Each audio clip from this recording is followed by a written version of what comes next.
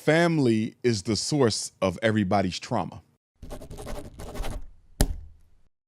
So I have a quick question. Actually, it's two questions. Hold up, introduce yourself to the audience. Oh, my name Iman. I'm the owner of Activated Studios, Competent Construction, Activated Estate, Activated Trucking. I do multiple things. Powerful, powerful.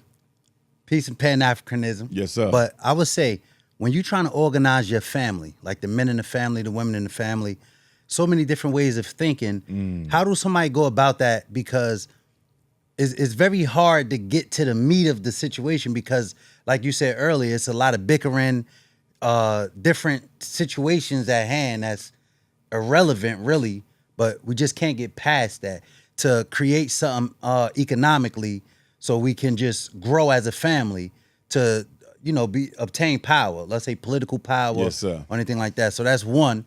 And the next question is, what would you say to somebody who in a hood, the neighborhood, right, where they think no one is bigger than a hood and, you have to be of the hood because you're from the hood. Right. So that first question with the family, that's a good question, and it's tough because family is the source of everybody's trauma.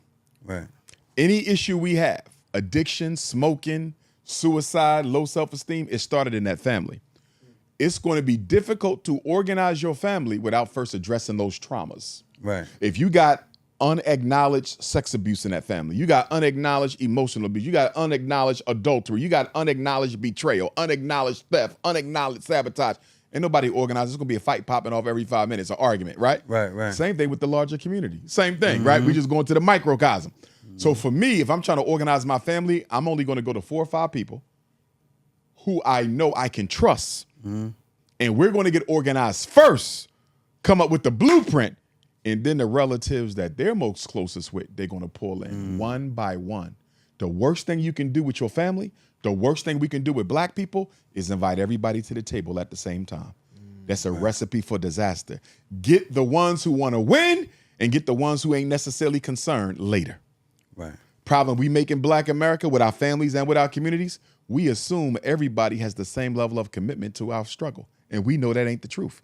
Why are you starting with people who got little concern? Get the ones who got big concern. I'd rather have 3 people who I know are ride or die than 3,000 who I know I can't trust. Right. But your second question, which is another good question, which I think is something that we ain't dealt with enough, and that is this tendency for black people, black men in particular, to elevate their loyalty to the hood above their loyalty to black folks. You see this in the hip hop community. True. Where you see hip hop artists basically saying without saying it, because they didn't want to go too far, I'm loyal to hip hop. I ain't loyal to black people. You almost feel it. You almost feel it, right? Like, we might kill and talk about shooting and sexing the women, but that's what hip hop is. Okay, but it's negatively impacting the community. And they almost want to say, I don't give a shit. Yeah. You see what I'm saying? That's facts. So my thing is this.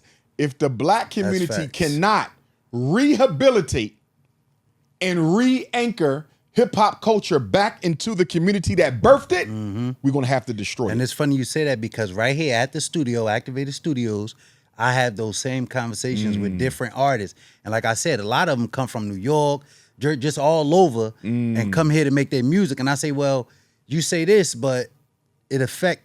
They be like, man, I don't give a. They tell me it's off camera. It's almost like, you know what it's almost like? You know how we got the black bourgeoisie? They consider themselves above. They don't have to answer to nobody else. Right. They don't care how what they do affects the rest of us. The hip hop community is almost a black bourgeoisie of its own. Right. We don't see it as that because they act like they from the hood. But think about it. They're not from the hood no more. They don't live there. True. You understand? Right. They don't party there. Right. They damn sure don't spend their money there. Right. So if you look at it, the hip hop community is really the new bourgeoisie. Listen, the more subscribers we have, the better the guests get. So please hit subscribe. Let's get back into the show. Yeah, that's crazy. Think about it. They live in white neighborhoods. They all of them send their kids to white schools. Right.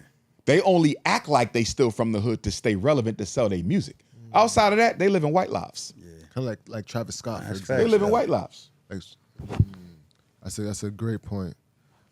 You still selling death and destruction to my kids. while your kid's going to $30,000 a year privileged white schools. That's what you call a traitor. The hip hop community has betrayed Black America. So why does it still exist? Because of the money. Black people worship money and materialism. And since the hip hop artists can provide it, hip hop ain't gonna go nowhere. We claim to be Christian. No, we not. We are idol worshipers. And the idol is money and merchandise. Most Black Christians are not Christians. Most Black Muslims are not Muslims. Most Black Hebrews, Seventh-day Adventists, evangelists, Episcopalians, most African spiritualists, no, they not. They are idol worshipers. Look at how they live. I don't care what they profess. Look at how we live. Are we really worshiping God or are we worshiping money? Dr. Umar, I got a challenge. I got a challenge. Introduce yourself to the audience one more time. It's Mouse Jones. I'm back. I just want to challenge some or just get a bit clarity for my own. When you say that hip hop isn't of the hood anymore, or hip hop has become this thing, are we talking about the culture of hip hop, or are we talking about the industry of hip hop? I'm talking about both, and I'm gonna tell you why. Yeah. I don't like when we have conversations about the degenerative side of hip hop, and members of the hip hop community, which we all are, will try to scapegoat the degeneracy as gangster rap. Yeah. And say that